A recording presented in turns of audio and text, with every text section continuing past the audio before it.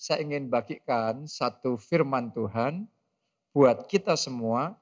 Judulnya adalah soul healing atau kesembuhan batin. Kesembuhan untuk jiwa kita. Nah, di zaman di mana kita hidup saat ini, manusia bukan hanya butuh kesembuhan untuk tubuhnya. Yes, tentunya itu juga. Tetapi sekarang ini lebih banyak masalah sebenarnya disebabkan karena masalah di dalam emosinya kita. Masalah di dalam jiwanya kita. Ini yang orang ngomong mental health. Kesehatan mentalnya. Nggak balance, nggak seimbang. Terus ada problem di situ. Nah, itu sebabnya kita butuh untuk mengalami kesembuhan buat jiwa kita.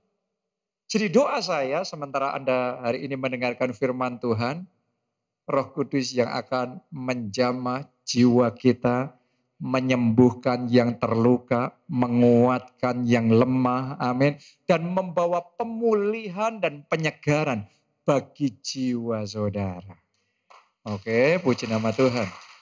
Nah, masalah mental health ini, kesehatan mental health ini masalah yang dialami semua orang.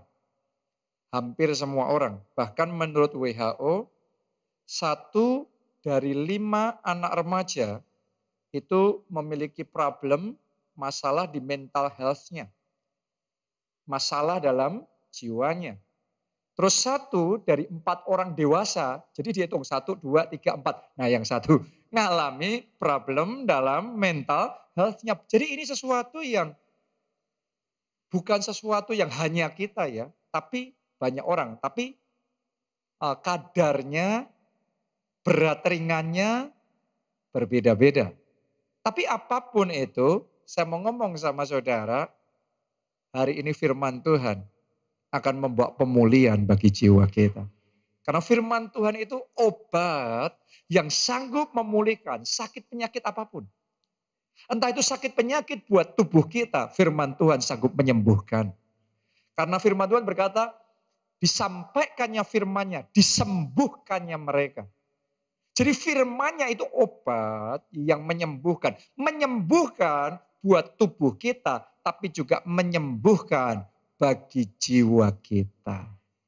Ya. Nah, kenapa kok kita butuh disembuhkan? Sederhana, karena memang ada problem dalam emosi, dalam mentalnya, di dalam jiwanya kita. Contoh ya, beberapa jenis, beberapa gejala yang mungkin bisa muncul dan mungkin saudara ngerasakan hal itu. Ya, sebagian orang mengalami yang namanya gangguan kecemasan. Nah, semua orang selama hidup di dunia ada saja momen tertentu yang bisa membuat hati kita cemas. Kalau itu normal, cemas itu normal. Tetapi cemas yang berlebihan sampai di satu titik itu bahaya. Itu masalah problem di dalam jiwa kita. Kita cemas ini, cemas itu, semuanya kita gampang cemas. Dan tingkat kecemasannya sampai begitu dalam. Dan efeknya besar. Dan itu bisa mengganggu kesehatan saudara juga. Mengganggu rumah tangga, pernikahan, keluarga. Suasana jadi kacau semuanya. Jadi sensi sekali, tegang sekali, temperaturnya tinggi sekali. Gampang bertengkar, gampang emosi, gampang marah. Saya juga pernah ngalami masalah ini. Saya masih ingat ya, di Jakarta gereja kita lagi memulai pembangunan gedung kita di PIK. Baru 4 bulan mulai, itu baru pengerjaan fondasi, struktur. Tiba-tiba pandemi datang. Tiba-tiba di lockdown semuanya. Itu bayang-bayang dalam benak saya, itu proyek bisa mangkrak, itu proyek bisa gagal. Itu membuat kecemasan yang sangat dalam hati saya. Karena itu sebuah tanggung jawab yang besar. Ya, mungkin saudara ada dalam situasi yang berbeda, tapi efeknya saat ini Anda sedang mengalami kecemasan, kayak bayang-bayang kepikiran-kepikiran yang negatif, bayang-bayang yang gelap itu muncul terus dan di hati ini nggak enak sekali. Dan kalau sudah kayak gitu berapa banyak ngerasain? Makan pun nggak nikmat, benar apa tidak? Ya, tidur pun nggak bisa. Benar kan? Saudara ngendarain mobil pun, mobilnya bagus pun kayak gak ada artinya apa-apa. Rumah saudara enak pun, bagus pun, Anda ngerasa kayak cacing kepanasan. Berapa banyak orang ngalami yang seperti itu. Jadi dalam tahap kecemasannya berlebihan. Mungkin ada yang ngalami seperti itu. Dan kalau sudah ngalami seperti itu, sebagian orang ngantem,nya di pola makannya. Ya, ada yang cemas terus kemudian jadi nggak bisa makan.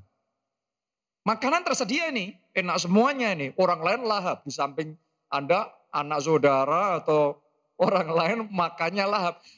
Tapi kayak nggak ada appetite buat Anda, kayak nggak ada selera untuk makan. Nah, sebagian orang efeknya gitu. Sebagian lagi efeknya adalah bukannya nggak ada selera untuk makan, malah makannya dihajar sekalian.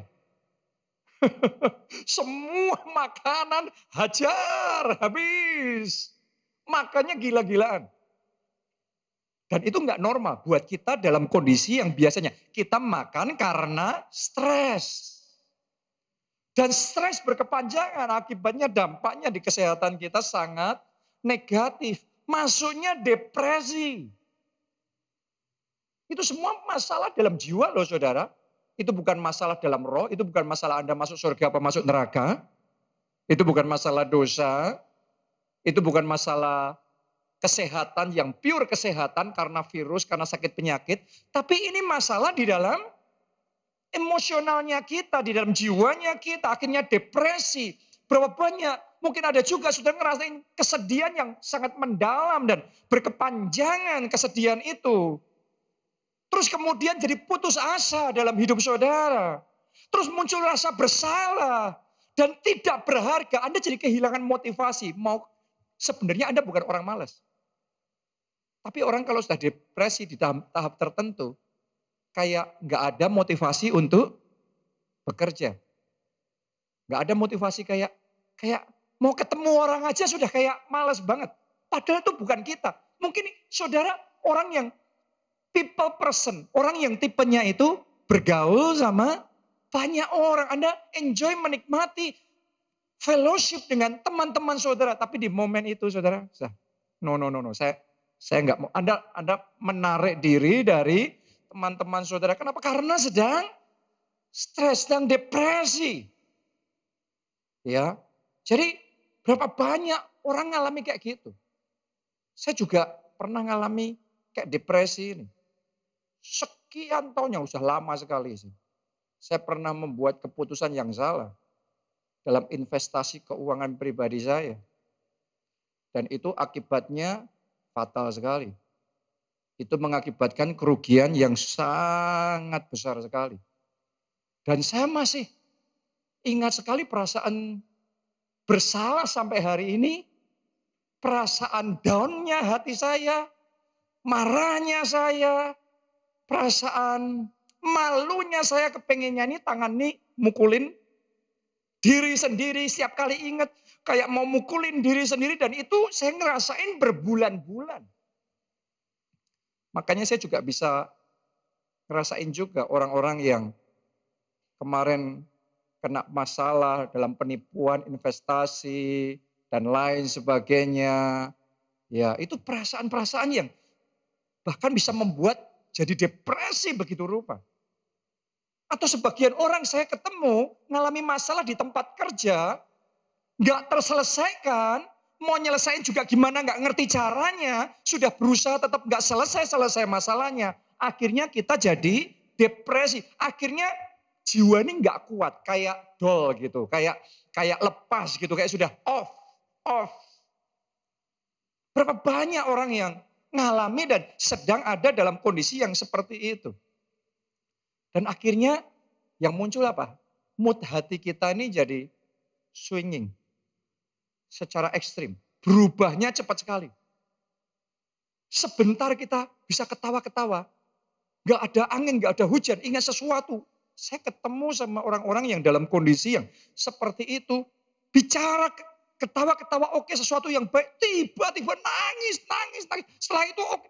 Itu mood swingnya kenceng sekali. Saya nggak tahu saudara pernah nggak ngalami yang kayak gitu. Kayak gampang sekali berubah mood swingnya kita itu. Akhirnya kalau nggak hati-hati, sebagian orang mau nggak mau terpaksa mulai mengkonsumsi obat-obatan. Akhirnya kecanduan obat-obatan, alkohol, dan lain sebagainya. Dan sebagian lagi mulai muncul pikiran-pikiran menyakiti diri sendiri.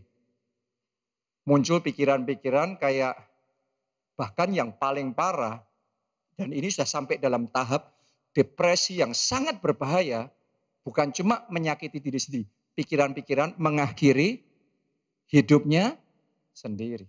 Apapun itu kondisi kita masing-masing ya, ada yang ringan, ada yang sedang, ada yang berat. Hari ini saya mau ngomong sama saudara, Tuhan Yesus baik. Dia mau menjamah, dia mau menyembuhkan, dia mau memulihkan kita, dia mau membaharui jiwa kita. Amin. Sama seperti ketika saudara menerima Yesus sebagai Tuhan dan Juru Selamat. Dosa-dosamu diampuni dan rohmu dilahirkan kembali. Lahir baru. Artinya roh saudara dibaharui. Kalau roh saudara dibaharui, doa saya melalui firman-Nya, Roh Kudusnya bekerja dalam hati kita masing-masing. Jiwa kita dibaharui, hati kita dibaharui, semua masalah dalam jiwa kita Tuhan sembuhkan. Dan ini yang Tuhan mau kerjakan sepanjang bulan ini. Karena itu buat saudara yang mengalami pergumulan ini, struggle ini bulan pemulihannya buat saudara.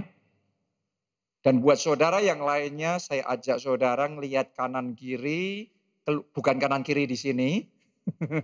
Maksud saya kanan kiri di rumah saudara, di tempat kerja saudara, di lingkungan di mana Anda ada. Karena banyak orang loh di luar sana juga ngalami masalah dalam jiwanya. Undang mereka.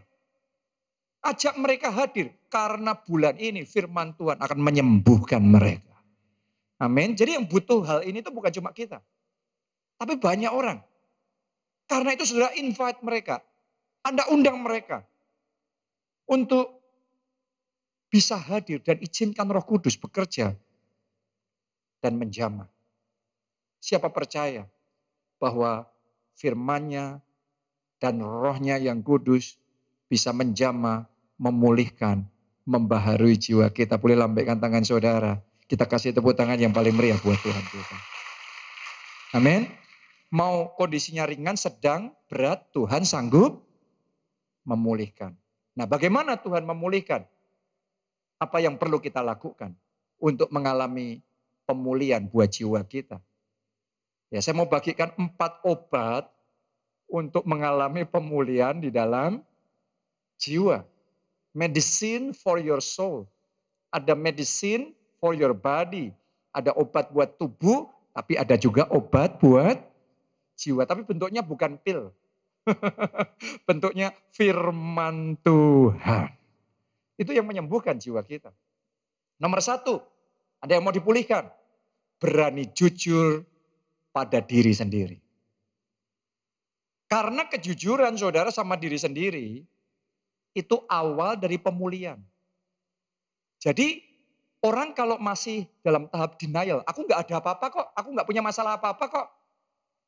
Kita belum bisa ngalami pemulihan.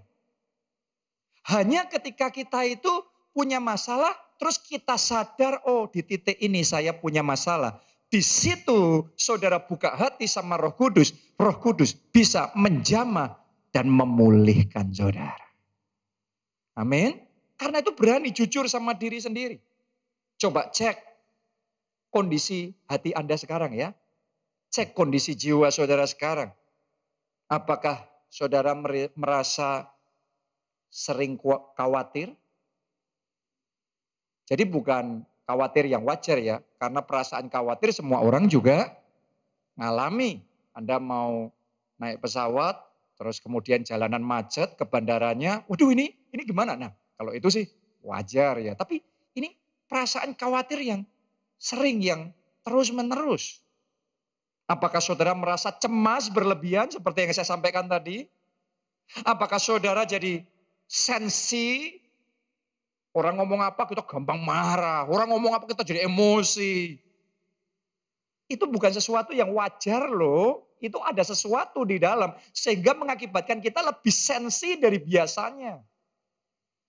Biasanya oke-oke aja, tapi sejak kejadian tertentu, terus sesuatu berubah dalam diri kita, jadi sensi. Ya, moodnya kita jadi roller coaster. Gampang sekali berubahnya, naik turunnya cepat sekali. Jadi susah tidur. Adakah di antara saudara yang Anda bisa jujur sama dirimu sendiri? Saya ngalami yang seperti itu. Karena kalau, aku nggak apa-apa kok, aku nggak apa-apa. Ya oke, kalau Anda memang benar-benar nggak apa-apa, ya nggak apa-apa. Tapi ketika ada masalah sebenarnya apa-apa, terus Anda kayak menyangkal, aku nggak apa-apa.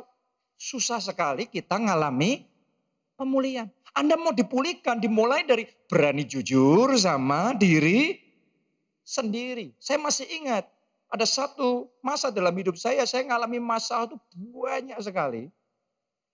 Masalah di dalam semua pelayanan saya. Di Jogja bermasalah.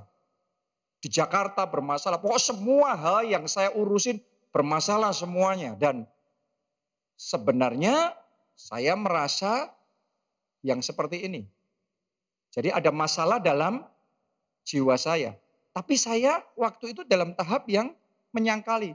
Kenapa? Karena saya percaya bagi Tuhan tidak ada yang mustahil. Imannya benar, tapi iman yang sejati itu bukan menyangkali fakta. Iman yang sejati itu sekalipun faktanya kita ngerti ada kesulitan, faktanya ada sakit penyakit, tapi kita tetap percaya oleh bilur-bilurnya sakit penyakit kita disembuhkan.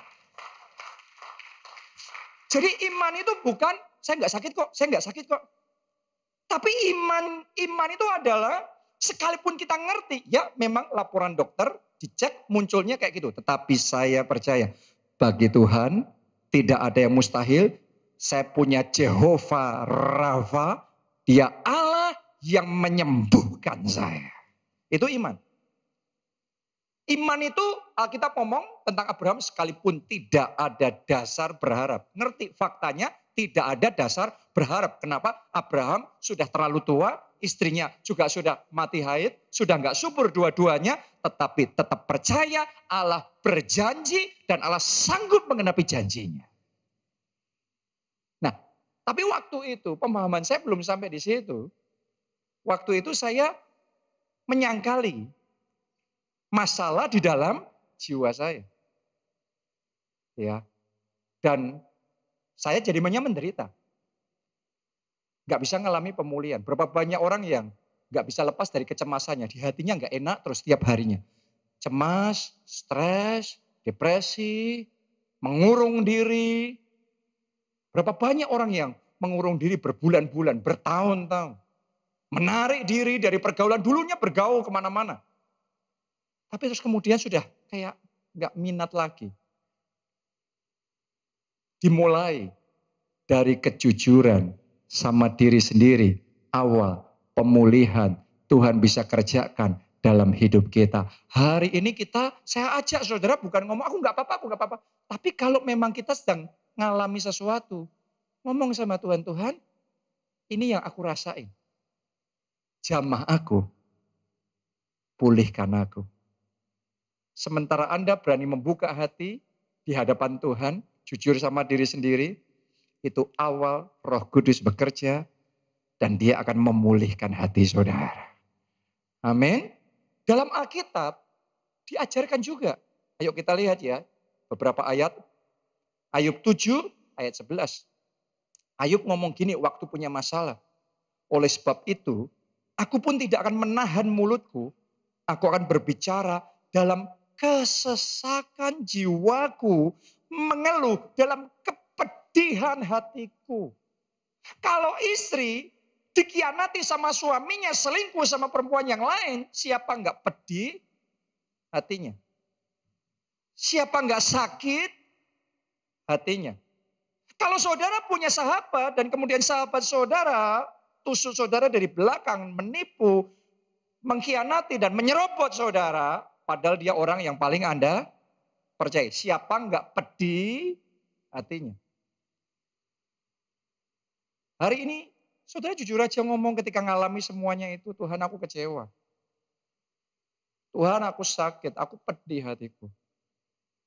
Tapi aku mau Tuhan sembuhkan hati ini. Aku tidak mau kepedihan dan kekecewaan ini terus ada di dalam hatiku.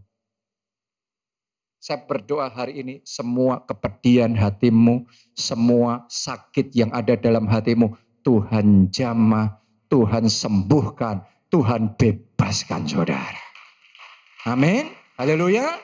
Buka hati saudara dulu sama Tuhan. Dan ngomong seperti Ayub ngomong. Makanya dia bisa ngeluarin itu. Ratapan 1 ayat 20. Kali ini yang ngomong Yeremia. Ya Tuhan, lihatlah betapa besar ketakutanku. Kan kadang-kadang kita merasa nggak rohani kalau mengakui kita lagi takut. Kayaknya nggak punya iman. Tapi nabi sekelas Yeremia, dia ngomong jujur sama Tuhan. Tuhan aku takut ini, secara manusia aku takut nih. Ngadepin semuanya aku takut ini. Betapa gelisah jiwaku. Coba Anda lihat ayat berikutnya, kalimat berikutnya. Hatiku terbolak-balik di dalam dadaku. Berapa banyak dari Anda pernah mempunyai feeling, emosi, perasaan hatimu kayak terbolak-balik, kayak sudah campur aduk roller coaster sudah. Di hati ini sudah kayak diudak-udak. Rasanya nggak karu-karuan. Bukan cuma saudara ternyata yang ngalami. Nabi besar sekelas Yeremia pun juga punya perasaan yang sama. Tetapi ketika dia berani jujur sama dirinya sendiri, itu adalah dia membuka pintu hatinya untuk Tuhan bisa menyembuhkan hatinya. Amin. Coba Anda lihat. Sekarang satu contoh lagi. Kali ini Tuhan kita Yesus Kristus ketika dia jadi manusia. Nah mari kita lihat. Ya, manusia, Tuhan yang jadi manusia seperti apa? Apakah kayak nggak punya rasa takut, nggak punya rasa nggak enak? Markus 14 ayat yang ke-33 sampai 34. Dan ia membawa Petrus, Yakobus dan Yohanes sertanya. Ini waktu mau disalibkan ya. Alkitab loh yang mencatat Allah jadi manusia dicatat begini. Ia sangat apa? Takut dan gentar. Rohani enggak Tuhan Yesus? Diurapi enggak Tuhan Yesus? Penuh hikmat, penuh firman enggak Tuhan Yesus? Yes, tapi Anda harus menyadari di satu sisi kita diurapi, tapi bukan berarti enggak ada yang namanya perasaan takut. Yesus beriman apa tidak? Beriman, tapi bukan berarti orang beriman itu enggak punya rasa gemetar. Dicatat di situ. Ayat 34. Lalu katanya kepada mereka, hatiku sangat sedih. Walaupun Alkitab ngomong bersukacitalah senantiasa. Tapi ada momennya juga. Yesus sendiri ngomong hatiku lagi sedih. Sangat sedih. Ada nggak di tempat ini saudara bukan cuma sedih. Tapi kesedihannya begitu dalam. Mendalam sekali. Sangat sedih. Yesus ngalami itu. Seperti mau mati rasanya. Wow. Ini rohani enggak sih? Kok kayaknya dia kayak belum rohani. kadang-kadang yang kita pikir rohani belum tentu itu yang sesungguhnya rohani. Tuhan Yesus yang paling rohani pun dia ada dalam satu situasi kayak aku mau mati rasanya. Coba renungkan itu. Jadi buat saudara yang bergumul dengan perasaan-perasaan, emosi-emosi yang negatif seperti itu. Sadarilah Yesus juga mengalami pergumulan yang sama. Tetapi kalau Anda mau mengalami pemulihan, dimulai buka hati saudara, jujur sama diri sendiri terlebih dahulu. Karena itu awal Tuhan bisa memulihkan kita.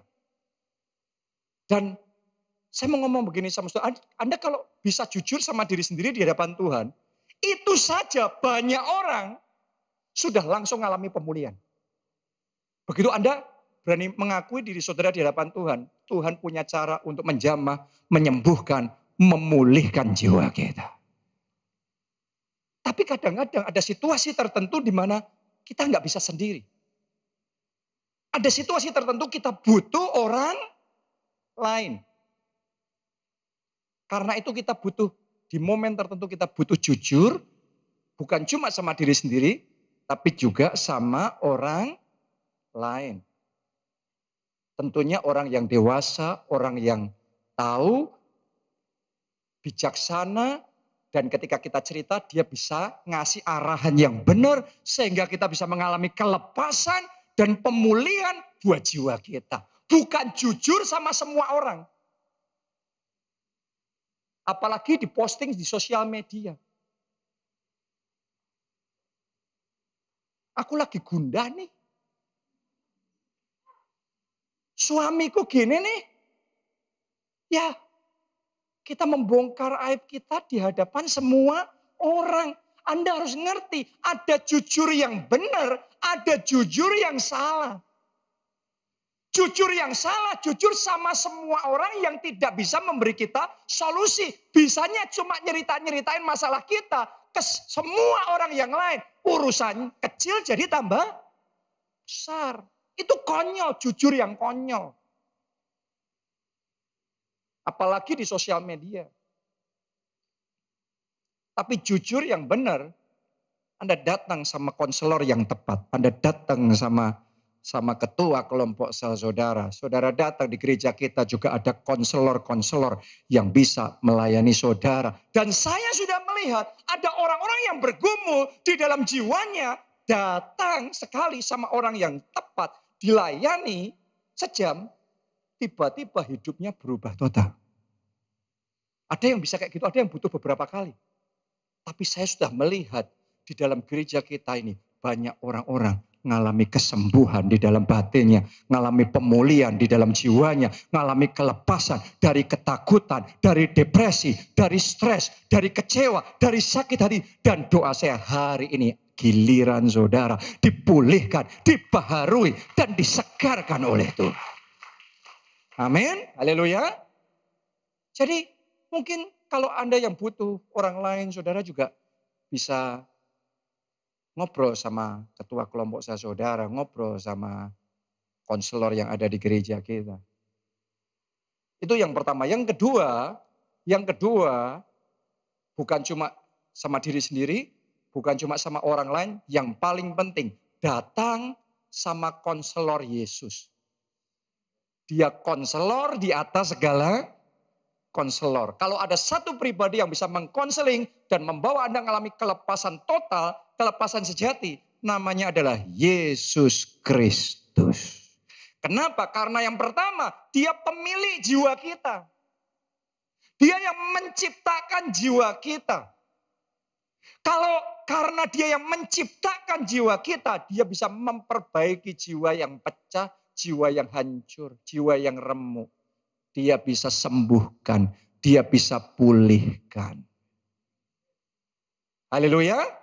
Yang kedua, karena dia pemelihara jiwa kita. Jadi bukan cuma menciptakan, tapi dia juga memelihara jiwa kita. Baca ya ayatnya, 1 Petrus 2 ayat 25. Sebab dahulu kamu sesat seperti domba, tetapi sekarang kamu telah kembali kepada gembala dan pemelihara jiwamu. Dalam bahasa Inggrisnya, the guardian of your souls. Yang merawat jiwamu, yang menjaga jiwamu, yang memaintain jiwamu. Semua itu butuh maintenance, saudaraku ya. Saya mau tanya sama saudara, AC butuh maintenance enggak? Butuh maintenance. Peralatan elektronik di gereja atau di rumah saudara butuh maintenance enggak? Rumah saudara butuh maintenance enggak? Butuh. Dengarkan baik-baik, jiwamu juga butuh maintenance loh. Dan kalau ada satu pribadi yang bisa merawat jiwamu, merabui jiwamu, memulihkan jiwamu, meluruskan yang salah, menyembuhkan jiwamu, namanya Yesus. Dan hari ini sementara engkau mendengarkan firman-Nya, Dia bekerja menyembuhkan dan merawat jiwa saudara. Kenapa kok kita butuh datang sama Yesus? Karena Yesus peduli sama jiwa saudara. Dia bukan hanya peduli sama keselamatanmu, masuk surga apa neraka, dia juga care loh. Anda susah apa seneng? Dia care loh, Anda stres atau happy? Dia care loh sama kondisi emosional di dalam hatimu, dia peduli itu. Kita baca ya. Di dalam Mazmur 31 ayat 8 sampai 9. Aku akan bersorak-sorak dan bersukacita karena kasih setiamu. Sebab engkau telah menilik sengsaraku. Tolong dengarkan saudaraku. Hari ini, sekarang juga, Dia sedang menilik sengsaramu. Semua kesusahanmu, semua pergumulan dalam keluargamu, kesusahan dalam pekerjaan, dalam keuanganmu, Dia hari ini menilik sengsaramu. Ini harinya, ini momennya. Lanjutkan. Telah memperhatikan kesesakan jiwaku. Ada momen tertentu dalam hidup saya tuh kayak hati kita sesak. Ada dalam situasi kita begitu terjepit. Apakah itu yang kau alami saat ini? Kayak sesak hatinya, kayak mau nafas saja kadang susah. Dan di hati ini kayak berat sekali. Anda bangun tidur aja sudah kayak capek sekali. Tapi tolong dengarkan firman Tuhan ini. Dia memperhatikan kesesakan jiwamu. Lanjutkan itu. Ayat 9. Dan tidak menyerahkan aku ke tangan musuh. Saudara tidak diserahkan ke tangan musuh. Tetapi menegakkan kakiku di tempat yang lapang. Saya nubuatkan dari kesesakan. Anda akan mengalami kelapangan. Anda akan mengalami kelepasan. Anda akan mengalami kelegaan. Karena Tuhan yang memelihara, Dia peduli sama jiwa saudara. Kenapa kok dia peduli? Karena dia ngerasain sendiri. Jadi manusia itu kayak gimana? Dia ngalami semua yang kita alami di dalam hidup kita. Ibrani 4 ayat 15 berkata, imam besar yang kita punya bukanlah imam besar yang tidak dapat turut merasakan kelemahan-kelemahan kita. Sebaliknya sama dengan kita, ia telah dicobai hanya tidak berbuat dosa. Berarti dia juga ngerasain semua yang Anda rasakan. Semua yang Anda alami. Yesus juga ngalami juga. Anda difitnah, Yesus juga difitnah. Saudara dianiaya, Yesus juga dianiaya. Anda diperlakukan tidak adil, Yesus lebih lagi diperlakukan tidak adil. Saudara dikata-katai dengan sangat kasar, lebih lagi Yesus dikata-katai dengan super kasar. Untuk semua yang engkau lalui, Yesus ngalami itu. Dalam dosis, dalam kadar yang lebih dalam. Anda merasakan kecemasan, ketakutan. Tadi kita juga baca, Yesus juga merasakan kecemasan, ketakutan. Anda merasa sendiri, kesepian. Yesus juga ditinggalkan sama murid-muridnya, sama semua orang sendirian disalibkan. Di mana orang-orang yang kemarin menyerukan, wah diberkati dia yang datang dalam nama Tuhan. Orang-orang yang mengeluh-elukan, memuji-muji Yesus, hilang semua, menyelamatkan diri semua. Dia ditinggalkan. Anda mungkin juga ditinggalkan sama keluargamu, Anda ditinggalkan sama teman-temanmu, sahabatmu, rekan gereja. Sering ngerasa kayak sendiri. Yesus ngerasa sendiri, Yesus juga ngerasa kesepian, di kayu salib, dia dilecehkan, dia dipermalukan. Tapi begini, Ibrani 2 ayat 18. Oleh sebab karena ia sendiri telah menderita karena pencobaan. Dia juga menderita loh. Jadi seperti saudara Anda menderita, Yesus juga menderita karena pencobaan. Yesus juga loh. Mungkin saudara sedang mengalami pencobaan, ujian. Dan Anda sangat menderita sekali. Yesus juga mengalami. Tapi karena ia sendiri telah menderita karena pencobaan, maka ia dapat menolong mereka yang dicobai. Yesus sanggup menolong saudara. Yesus sanggup memberikan kemenangan kepada saudara. Yesus sanggup menyembuhkan dan memulihkan hidup saudara. Yesus sanggup mengubahkan air matamu jadi tari-tarian. Yesus sanggup mengubahkan duka citamu jadi sukacita. Yesus sanggup mengubahkan kesesakanmu jadi kelegaan. Tepuk tangannya boleh yang paling meriah buat Tuhan kita yang luar biasa. Itu sebabnya datang sama Yesus. Terus kalau datang sama Yesus, saya datang sama Yesus, saya harus apa? Sederhana. Luapkan semua isi hati saudara kepada Yesus. Kita baca Filipi 4 ayat 6 sampai 7. Janganlah hendaknya kamu khawatir tentang apapun juga, tetapi. Coba Anda perhatikan kata setelah tetapi. Tetapi. Apa? Yang lebih keras apa? Yang paling keras apa? Nyatakanlah. Luapkanlah. Keluarkanlah semuanya yang dalam hatimu. Dalam segala hal keinginanmu kepada Allah dalam doa dan permohonan dengan ucapan syukur. Anda punya kekhawatiran, Anda punya kecemasan, Anda punya kekecewaan. Firman Tuhan ngomong, ya, luapkanlah, nyatakanlah kepada Tuhan dalam doa, permohonan, ucapan syukur. Kalau engkau lakukan itu, lihat hasilnya. Ayat berikutnya. Ayat 7. Damai sejahtera Allah yang melampaui segala akal akan memelihara hati dan pikiranmu dalam Kristus Yesus.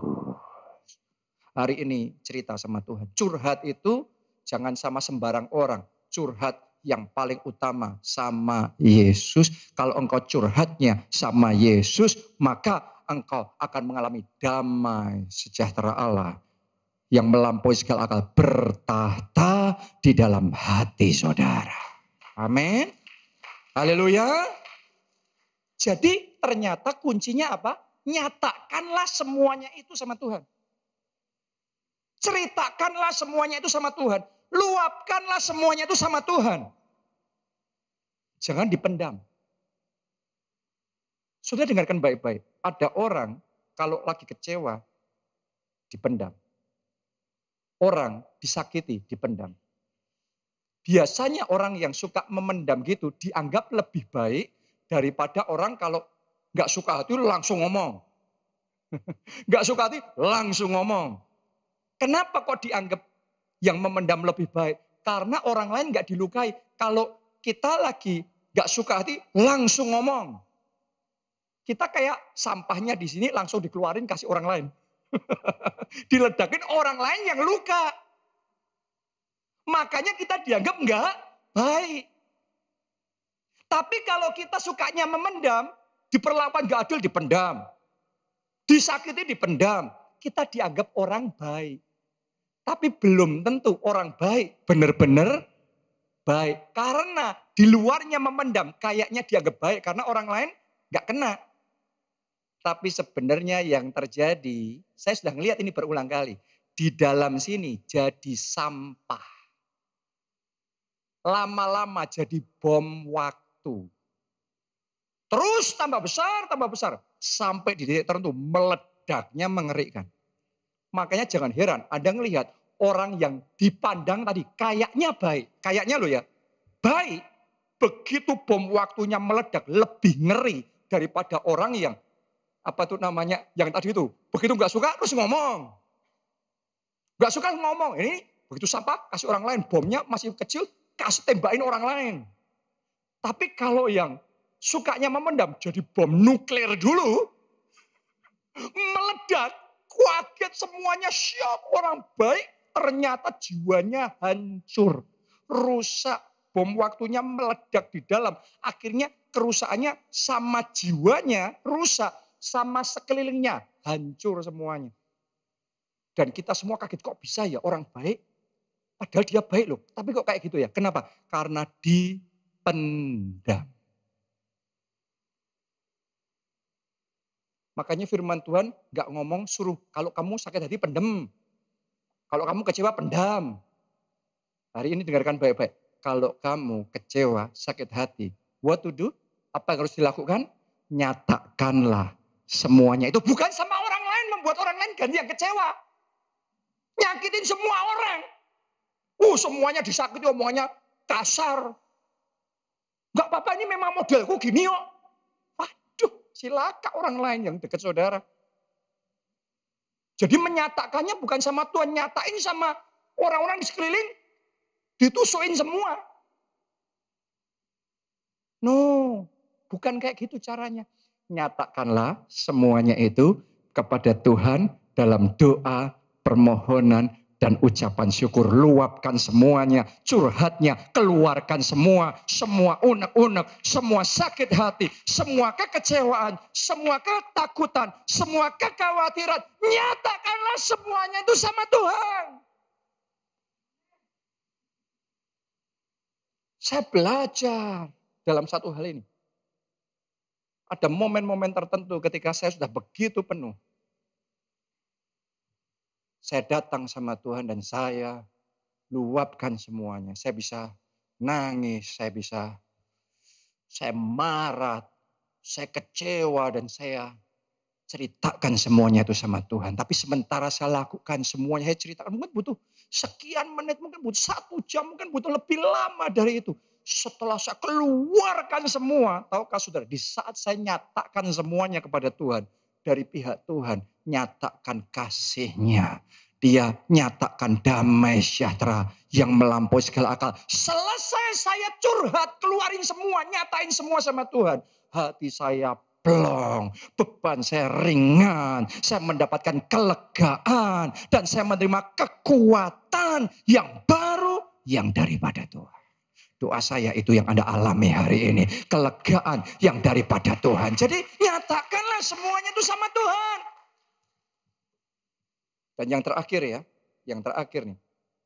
Pemain musik boleh maju ke depan. Anda mau dipulihkan jiwa saudara? Siapa mau dipulihkan sekali lagi? Berendamlah dalam hadirat Tuhan. Kenapa? Kita baca ya. Ayat terakhir. Mazmur 63 ayat 1 sampai ayat yang ke-6. Mazmur Daud ketika ia ada di padang gurun Yehuda. Apakah di antara saudara ada yang merasa hidupmu seperti sedang di tengah padang gurun? Padang gurun keuangan, padang gurun kesehatan, padang gurun dalam pekerjaan, dalam keluarga. Saat engkau sedang melewati momen padang gurun dalam hidupmu, belajar dari Daud. Dia ngomongnya gini, ya Allah, engkaulah Allahku. Aku mencari engkau. Di padang gurun carinya Tuhan.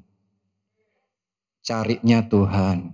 Bukan posting di Facebook, di Instagram, di TikTok. No, di padang gurun carilah Tuhan. Amin. Lanjutkan. Jiwaku haus kepadamu, tubuhku rindu kepadamu, seperti tanah yang kering dan tandus tiada berair. Orang kalau kita sedang problem dalam jiwa kita itu kayak gitu. Kayak di padang gurun, kayak kering tandus semuanya. Tapi Anda cari Tuhan, Dia air kehidupan. Dan engkau akan dipuaskan, engkau akan disegarkan kembali oleh Tuhan. Dalam hadiratnya. Saat Anda menyembah Tuhan, memuji Tuhan, kau nyatakan semuanya sama Tuhan. Dalam hadiratnya ada kesembuhan. Dalam hadiratnya ada kekuatan yang baru. Demikianlah aku memandang kepadamu di tempat kudus sambil melihat kekuatanmu dan kemuliaanmu. Sebab kasih setiamu lebih baik daripada hidup. Bibirku akan memegahkan engkau. Demikianlah aku mau memuji engkau seumur hidupku dan menaikkan tanganku demi namamu. Tiap pagi saya gini saudara. Di tempat tidur saya memuji Tuhan seumur hidupku. Saya menaikkan tanganku di hadapan hadiratnya. Saya menyenangkan hatinya. Saya memuji dan saya menyembah Dia. Saya ada dalam hadiratnya. Dan hadiratnya melingkupi saya.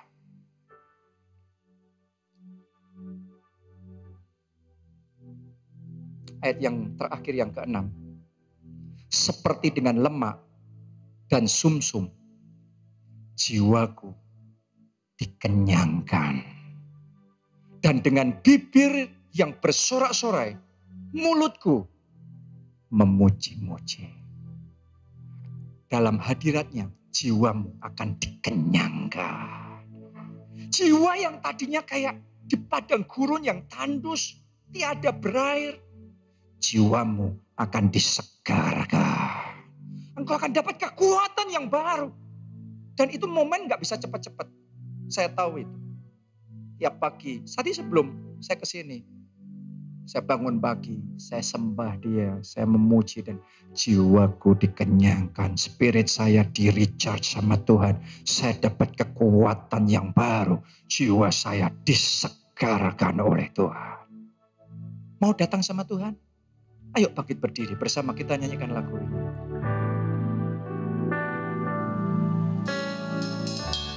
Ku temukan ketenangan saat diam di hadirat-Mu. Ku temukan kedamaian saat ku cari wajah-Mu.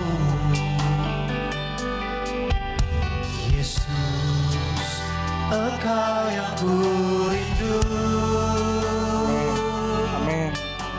Yesus, Engkau yang ku perlu.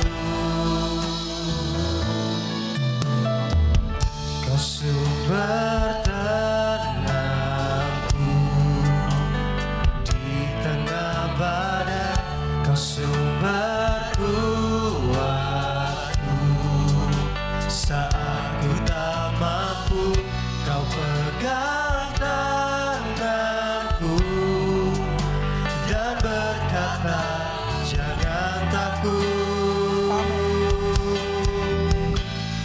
Kau menjaga. Angkat dua tangan. Kau sumber tenang. Katakan kau sumber tenangku. Di tengah badai, kau sumber kuatku. Rasakan hadirnya.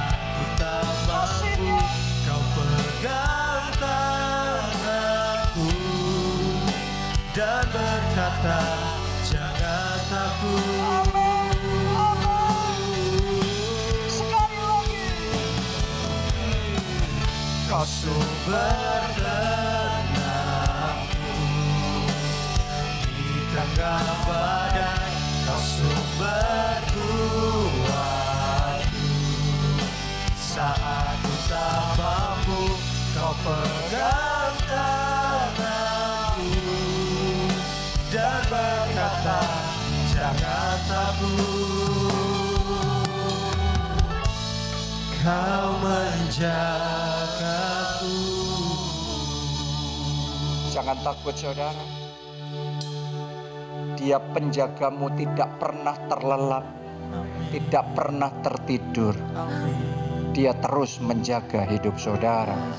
Dan dia tidak biarkan kau hadapi semua sendiri. Dia pernah melalui semuanya dan gak enak. Dia tahu itu. Karena itu dia akan terus bersama dengan kita.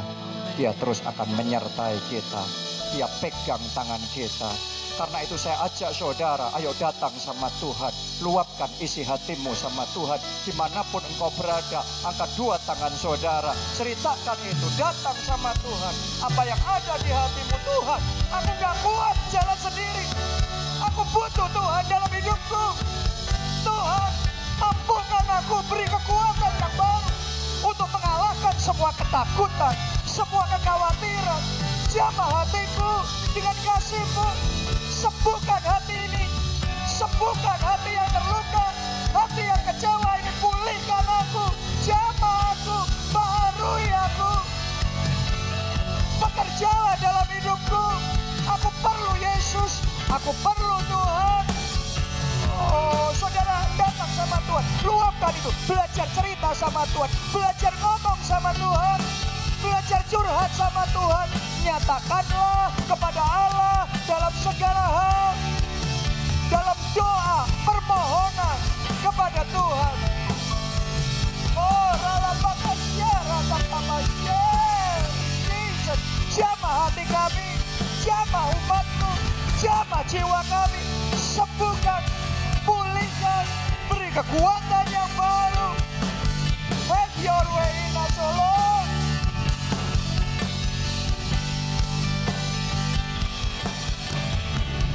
Kau sumber tenangku di tengah badai, Kau sumber kuatku. Saat ku tak mampu, Saat tak mampu, Kau pegang tanganku dan berkata, sekarang jemaat saja, jemaat sendiri, katakan Kau sumber tenangku. Kau menjagaku, Kau sumber tenangku di tengah badai, Kau sumber kuat. Rasakan kekuatan yang mengalir, kekuatan dalam jiwa, meneguhkan, menegakkan kita kembali, mengokohkan. Kata jangan takut, Semuanya dengan segenap hati katakan Kau sumber tenangku. Kau sumber tenang di tengah badai, Kau sumber kuatku. Saat ku tak mampu, Kau pegang tanganku dan berkata, jangan takut. Sekali lagi yang terakhir katakan Kau sumber tenangku di tengah badai, Kau sumber kuatku. Saat ku tak mampu, Kau pegang tanganku dan berkata, jangan takut. Kau menjagaku. ada satu hal yang perlu kita lakukan sehingga Tuhan menjadi kekuatan buat kita, Tuhan menjadi kesembuhan kita, dan Tuhan menjadi penjaga hidup kita, yaitu kita perlu buka hati kita, undang Yesus masuk jadi Tuhan dan Juru Selamatmu secara pribadi. Karena kalau Yesus ada dalam hidupmu, Dia akan menjadi the guardian of your soul, pemelihara, penjaga jiwamu. Jadi buat saudara yang belum pernah terima Yesus sebagai Tuhan dan Juru Selamat, ayo buka hati. Saya ajak angkat dua tangan. Ikuti doa ini. Tuhan Yesus, masuklah dalam hatiku. Jadi Tuhan dan Juru Selamatku. Jadi penjaga jiwaku. Pemelihara jiwaku. Ampuni dosa-dosaku. Selamatkan aku. Mulai sekarang. Hidupku milik Tuhan Yesus. Aku siap mengiring Yesus. Melayani Yesus sampai akhir hidup. Terima kasih. Terima kasih. Sekarang terima berkat Tuhan ini. Diberkati saudara oleh Tuhan. Amin. Diberkati keluarga saudara oleh Tuhan. Amin. Diberkati studi dan pekerjaan saudara oleh Tuhan. Amin. Diberkati kesehatan dan masa depan saudara oleh Tuhan. Amin. Dan diberkati pertumbuhan rohani serta pelayanan saudara oleh Tuhan. Sebab kita diberkati untuk jadi berkat.